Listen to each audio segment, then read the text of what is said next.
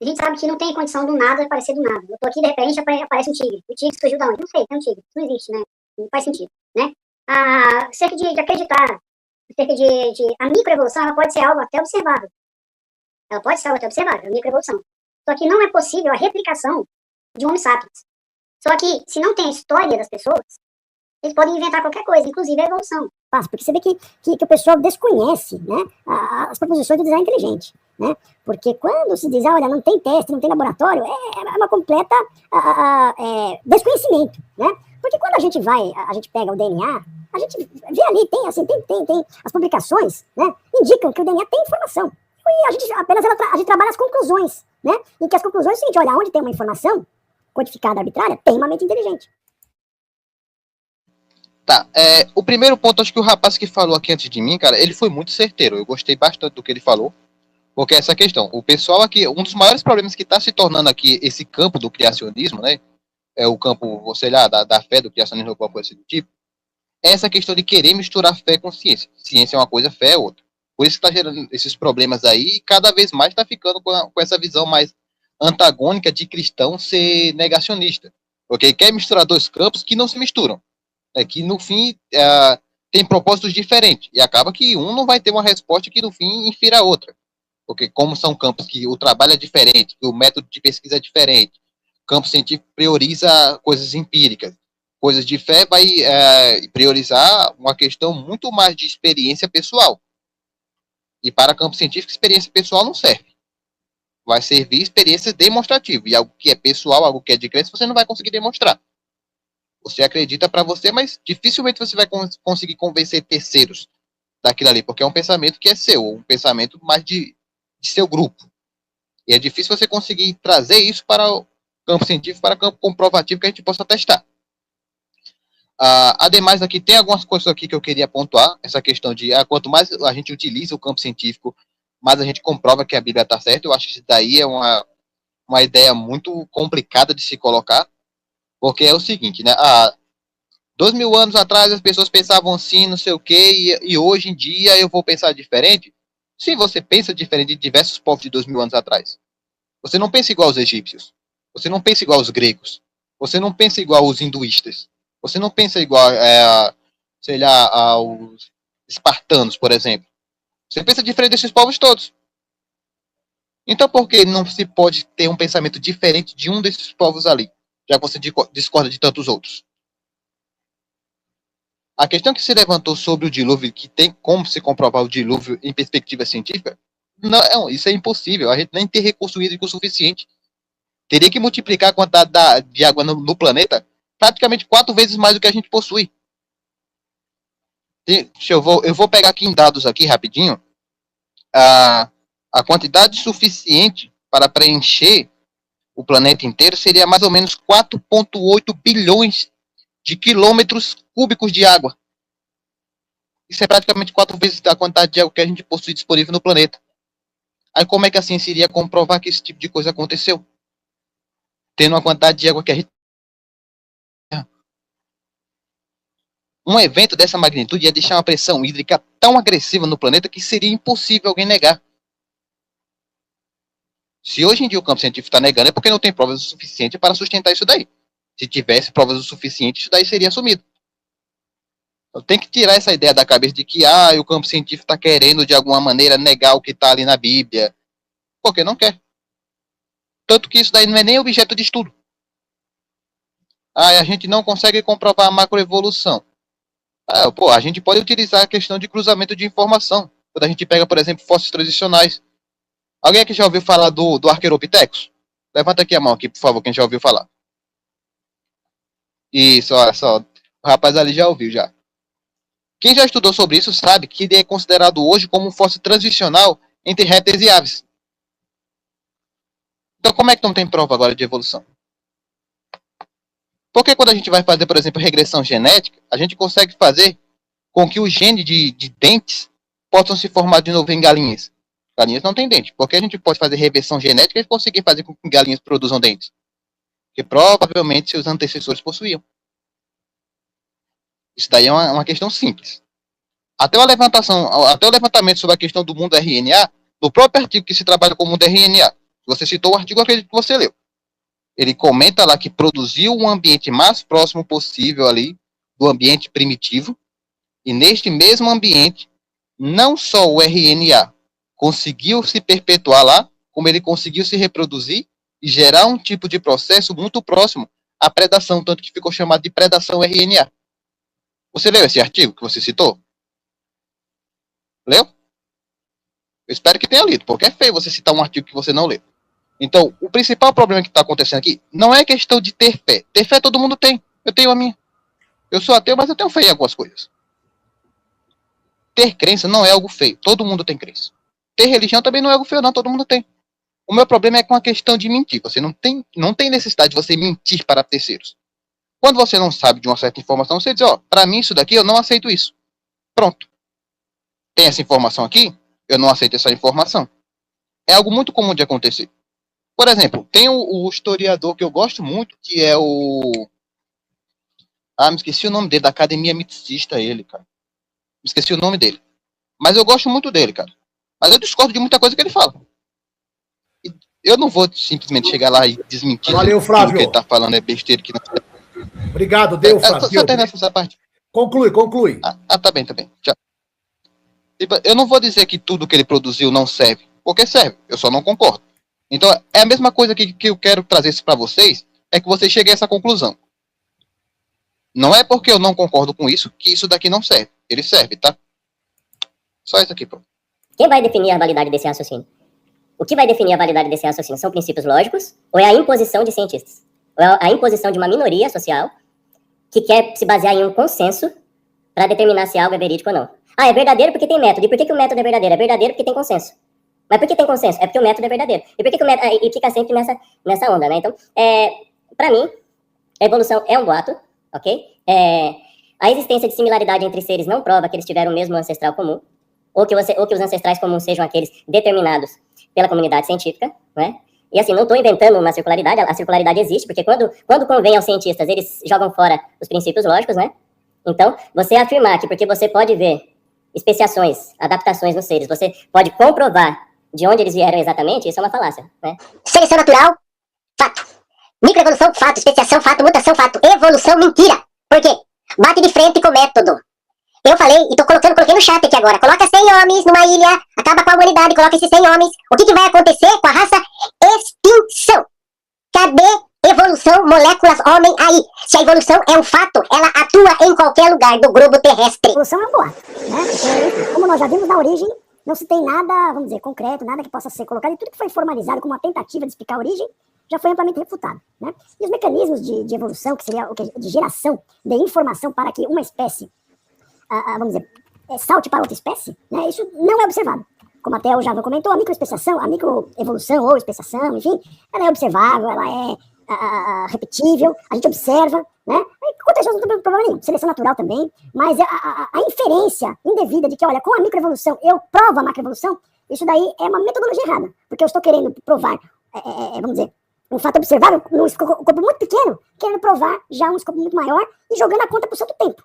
Atualmente na ciência é considerado como um fato. A questão que leva o nome teoria é pela forma de qual a gente vai explicar como isso ocorreu.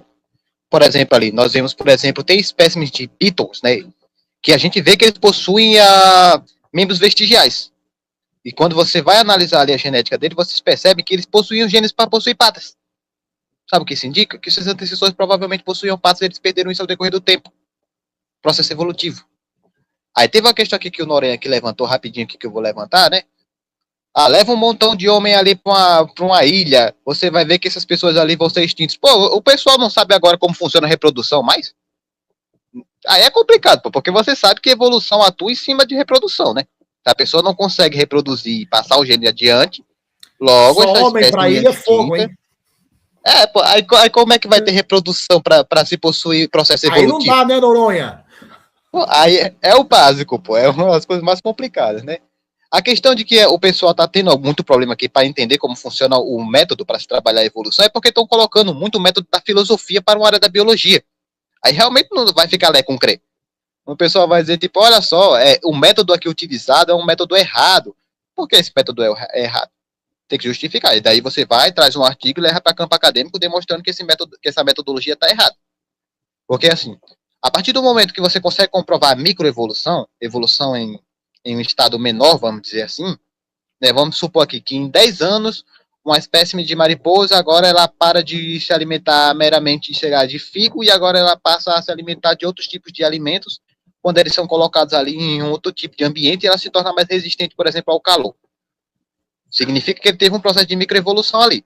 Se você estender uma quantidade de tempo muito grande, essas quantidades de mutações se acumulam, o que se torna macroevolução. Foi basicamente isso que aconteceu com o urso polar. O urso que era adaptado para ambientes mais temperados, quando passou para ambientes mais frios, se adaptou a ambientes frios e se tornou macroevolução. Obrigado. Olha, agora você foi cirúrgico, hein? Maravilha, maravilha. Vamos lá, acho que é o Cristiano agora. Deixa eu só olhar aqui. É o Cristiano. Cristiano, bem-vindo, tá? 2 minutos, fique à vontade. Qual que é o seu pensamento, qual que é a sua ideia sobre esse assunto? A evolução é um fato ou é um boato? Fique à vontade. Vocês me escutam bem? Alto e claro. Muito bom aí. E aí, Alisson, beleza? Obrigado por ter subido aí, viu, professor Cristiano? Seja bem-vindo. Tranquilo. Queria cumprimentar todo mundo aqui da live. Eu estava chegando aqui na universidade e acho que foi o Vinícius que me mandou o link e mandou o link do StreamYard.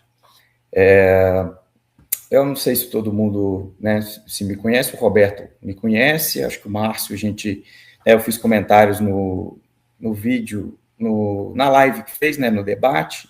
O Alisson, obviamente, me conhece, e acho que a galera aí já me viu em algumas participações, tanto no canal do Jadson, quanto lá do Humanista.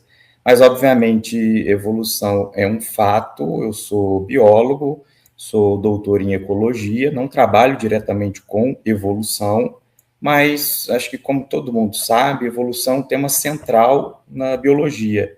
Independentemente de com que você trabalhe, conhecimento evolutivo faz parte do seu, né, do seu trabalho, você lida com conceitos evolutivos o tempo todo. Então, eu vejo pelas falas dos colegas que sobem aqui, que falta esclarecimento, falta conhecimento de entender conceitos básicos sobre evolução. Conceitos, às vezes, que são colocados no ensino médio e que deveriam ter sido fixados no ensino médio. A galera não entende isso.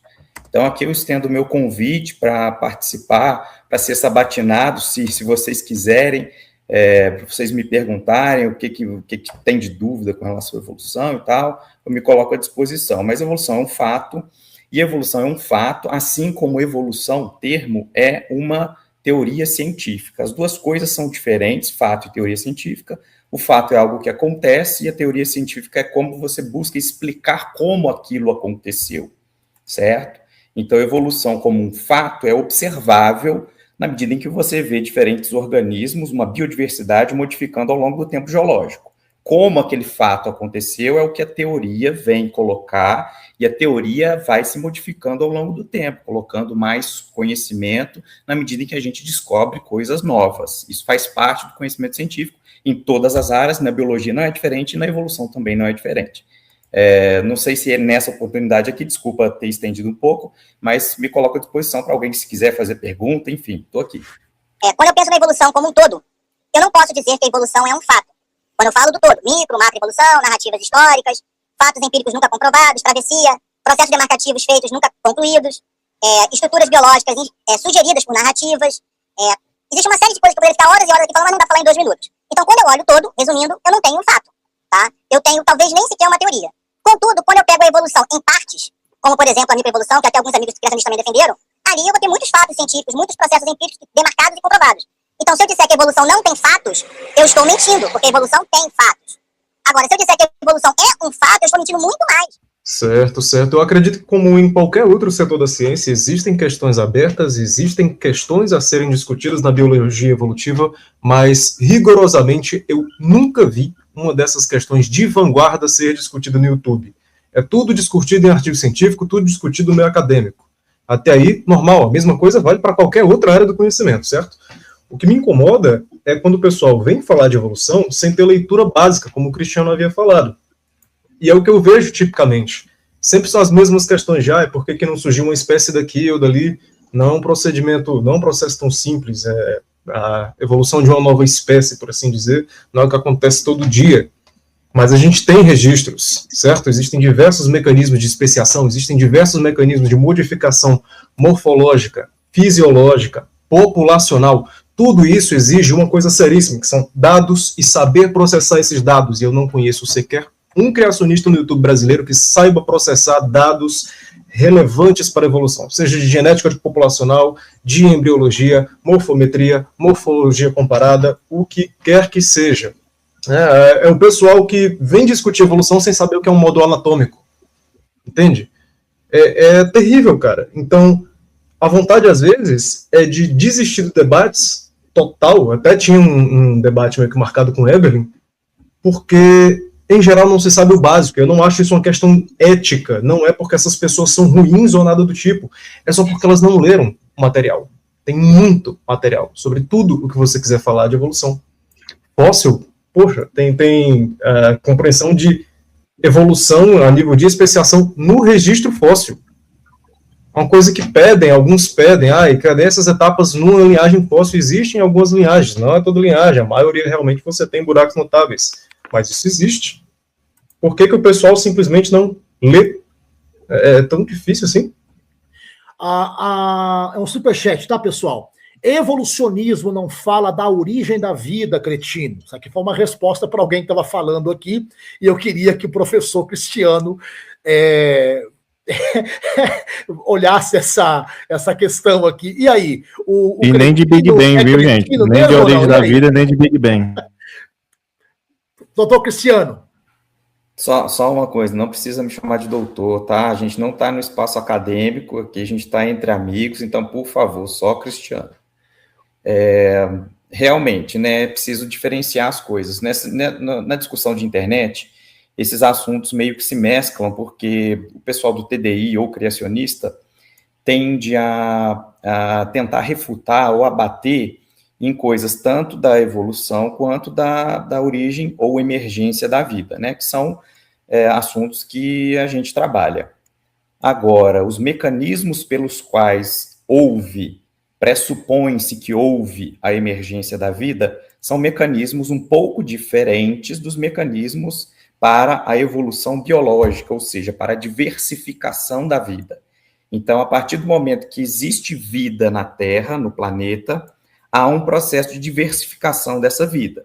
E aí, toda a teoria evolutiva que a gente tem hoje coloca mecanismos para os quais houve essa diversificação da vida, certo? Agora, para a origem da vida, para a emergência da vida, para o que pressupõe-se ser a biopoiese, o mecanismo de evolução química de algo que não é vivo, até o limite de detecção, né, no limite de você considerar o que é vida, o que não é vida, isso é uma discussão longa, isso é uma discussão extensa, a gente pode entrar nisso num outro momento, mas naquele limite, naquela região cinzenta entre você não saber o que é de fato vivo, de acordo com o que a gente caracteriza hoje vida, e o que é ainda nesse processo de adquirir características que os organismos vivos têm hoje em dia, esse mecanismo de aquisição dessas características não necessariamente são mecanismos evolutivos, como a gente conhece, para a diversificação da vida. Ou seja, a questão da mutação mais seleção natural não faz sentido se você está avaliando, por exemplo,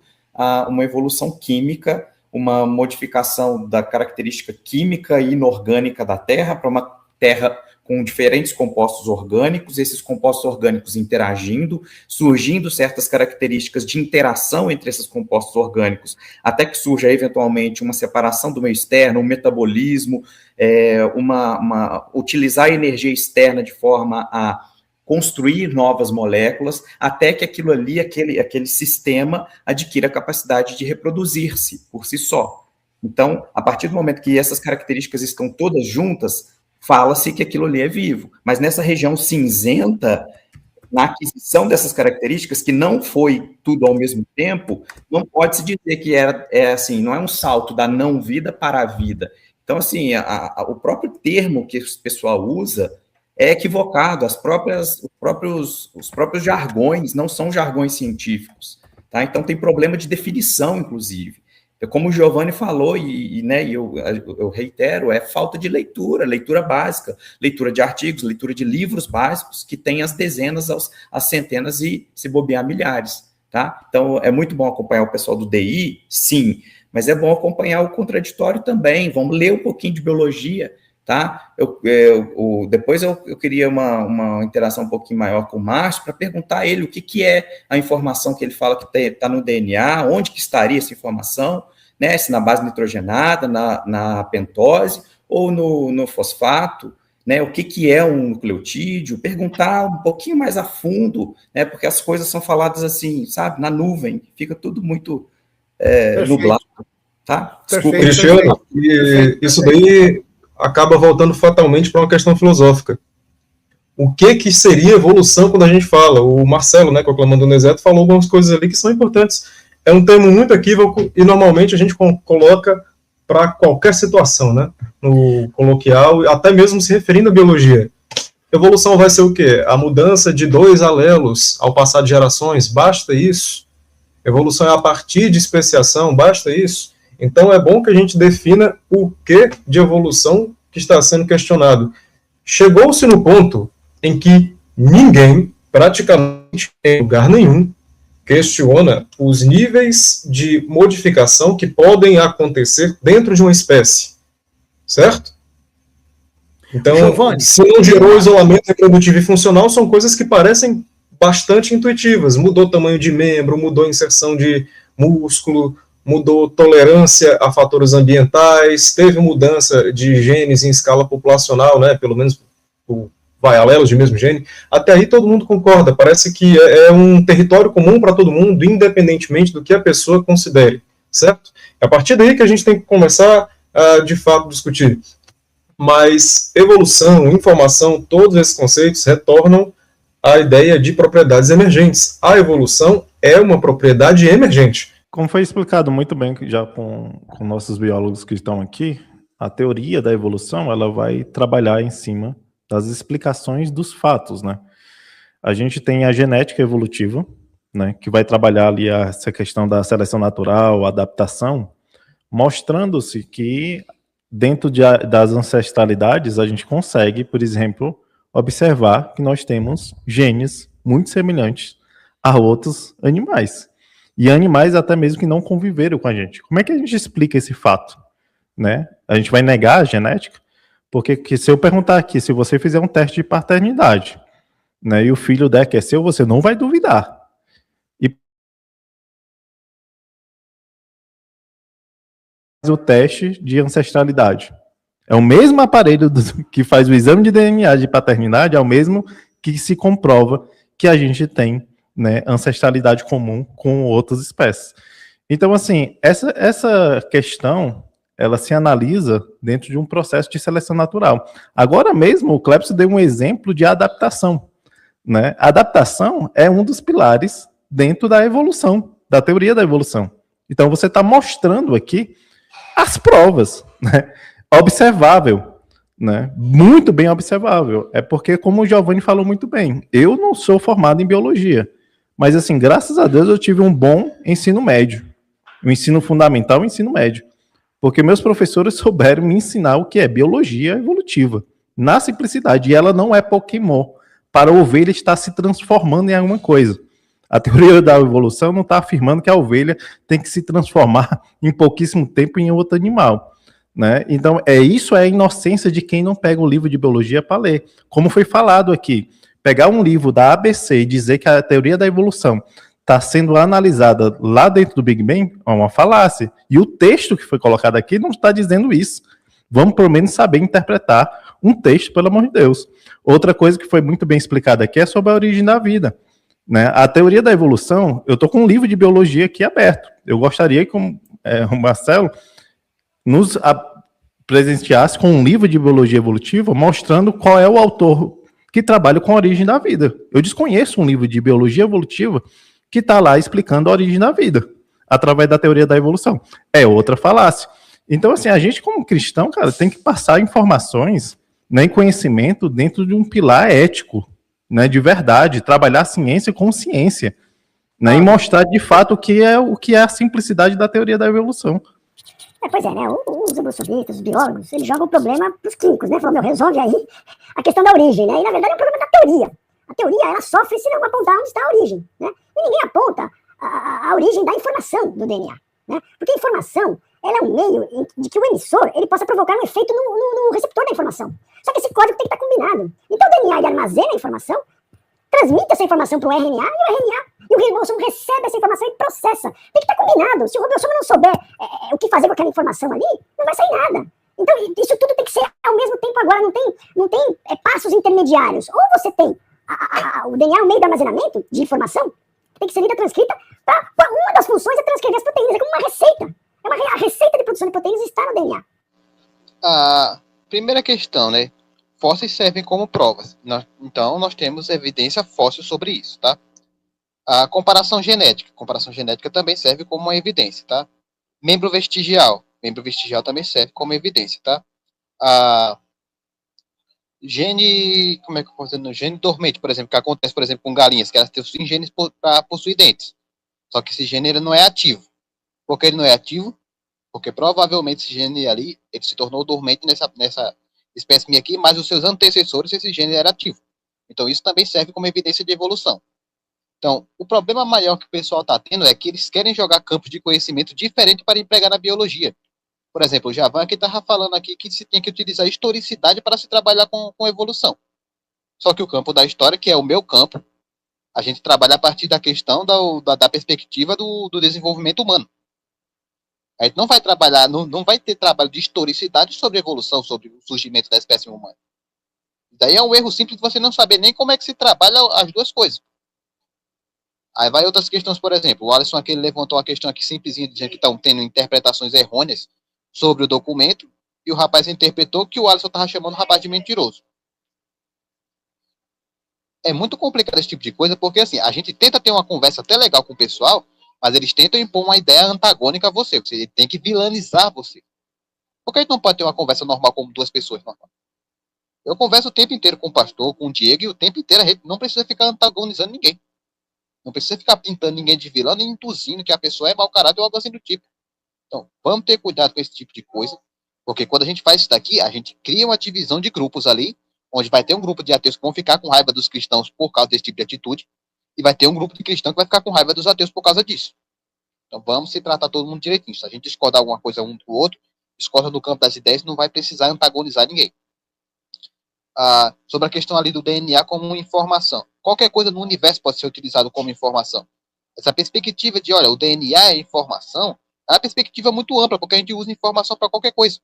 A gente diz que a história é informação, mas a história não é dados ali colocados nessa perspectiva. Então, se está tendo muito problema entre o pessoal conseguir sequer interpretar aquilo que eles estão colocando ali para ser levado a debate. Informação, qualquer Obrigado, coisa Flávio. pode ser. Desculpa, quem que é o rapaz de amarelo, de óculos? É o Flávio. Flávio. Isso, Flávio. O Flávio deu aqui algumas evidências, né? Porque até mesmo diferenciar evidência de prova, né? As evidências acumuladas ao longo de 170 anos, então são 170 anos acumulando evidências de algo que a galera sequer pega um livro hoje, depois de 170 anos de pesquisa, para poder ler. Como eu falei, é a falta de leitura de um livro de ensino médio, porque você começa a estudar, a ler aquelas questões ali no livro de ensino médio, e pega, por exemplo, por que um fóssil seria uma evidência de evolução, como a gente está tratando aqui, evolução tida como um fato. Se você olha para evidência geológica, né, para a sequência geológica, a gente vai ver diferentes organismos em diferentes estratos. Isso significa que a Terra já teve outros organismos que não existem hoje, certo? E aqueles organismos do passado foram extintos, e os organismos que existem hoje vieram a existir num determinado momento evolutivo, um determinado momento geológico do nosso planeta. Eventualmente deixaram ou não deixaram fósseis. Mas o que eu estou dizendo é o seguinte, a biodiversidade veio ao longo do tempo se modificando. Os animais do passado, as plantas do passado, a biodiversidade que a gente tinha no passado não é a mesma de hoje. Isso mostra uma modificação. Se a gente utilizar essa modificação simplesmente, se a gente utilizar a palavra evolução para significar essa modificação da biodiversidade ao longo do tempo, tá ok. Mas academicamente não é tão simples assim. A gente pode usar esse tipo de formulação para a gente discutir aqui no YouTube. Mas quando a gente vai para a academia, é muito mais sofisticado. E aí, quando a gente vai tratar dos fenômenos por trás que explicam a modificação da diversidade, aí é que a coisa complica. Mas se a galera não está sabendo nem o básico, como é que a gente vai tratar, por exemplo, das coisas mais complexas? Né? Como é que a gente vai tratar, por exemplo, da evolução de um determinado gene que condiciona uma característica específica numa determinada família específica de plantas? Eu trabalho com plantas, eu sou fisiologista de plantas, agora estou no cargo de professor de anatomia vegetal. Em determinado momento do tempo evolutivo, surgiu o tecido condutor de seiva nas plantas vasculares. Até um determinado momento de vida na Terra, não existiam plantas vasculares, não existiam plantas com vasos condutores de seiva. Isso evoluiu, né? Como evoluiu?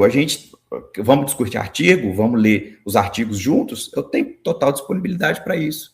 E cada um na sua respectiva área. O Giovanni trabalha com felinos, então ele tem uma contribuição imensa para tratar, por exemplo, da evolução da família.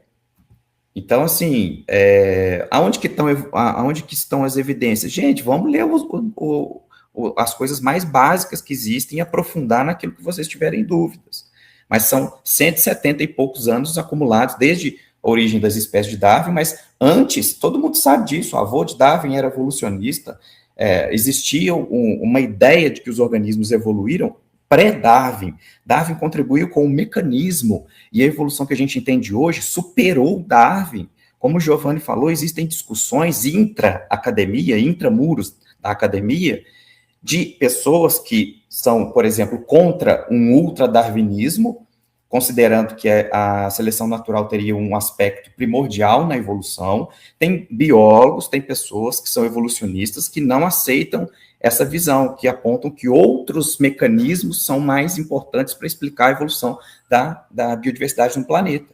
Então, a academia tem muita divergência, mas é intramuros. Como o Giovanni falou, ninguém vai falar assim que evolução não aconteceu. E aí, quando alguém de fora da academia, que nunca pisou no laboratório, que não saberia diferenciar uma pipeta de um Erlenmeyer, vai falar que a evolução está equivocada, gente, por favor, né? Como eu estava citando antes, muito da evolução trata de propriedades emergentes. Você tem um alelo X, que tem função X', e um alelo Y, que tem função Y', fisiologicamente, morfologicamente falando, dentro de uma população. Você tem alguma modificação em um desses dois, e eles interagem, fisiologicamente falando, seus produtos interagem e tem alguma diferenciação anatômica. Exemplo disso, o fato da placa de cartilagem que vai gerar o ilho do quadril rotacionar, certo? Por muito tempo havia uma dúvida de por que a pelve humana era estruturalmente tão diferente da dos seus parentes mais próximos, né, dos demais hominídeos. Por que o gênero Australopithecus e o gênero Homo têm pelves distintas, né, morfologicamente? E não é tanta coisa assim. Literalmente é porque a estrutura girou. Existe muita coisa que acaba sendo respondida quando você observa a formação embriológica e quais genes estão interagindo para a construção daquela estrutura. Essa é uma delas. Se a pelve gira, por assim dizer, você tem uma mudança de ângulo, você tem reposicionamento muscular. O que esse reposicionamento muscular vai gerar? Então, em geral, a galera olha isso com olhos muito críticos, e está certo, você tem que ser crítico, mas eles acham que isso sempre vai gerar um aborto espontâneo, alguma coisa do tipo, nada vai sobreviver. Não é tão radical assim que funciona, gente. O negócio não é tão bruto dessa forma. Existe adaptação dentro do desenvolvimento do ser, que pode ser passada, pode não ser passada. Existe uma infinidade de cenários e o que a gente tem que fazer é filtrar quais desses são mais relevantes para a discussão. Mas, normalmente, o debate é tão amplo que isso não é possível, porque a gente não está debatendo um artigo, uma família, um gênero, uma espécie. A gente está falando de uma forma tão geral, que tem tantos fenômenos, que é difícil você encontrar exatamente o que vai ser ali em comum a todos eles. Não? Complicado isso.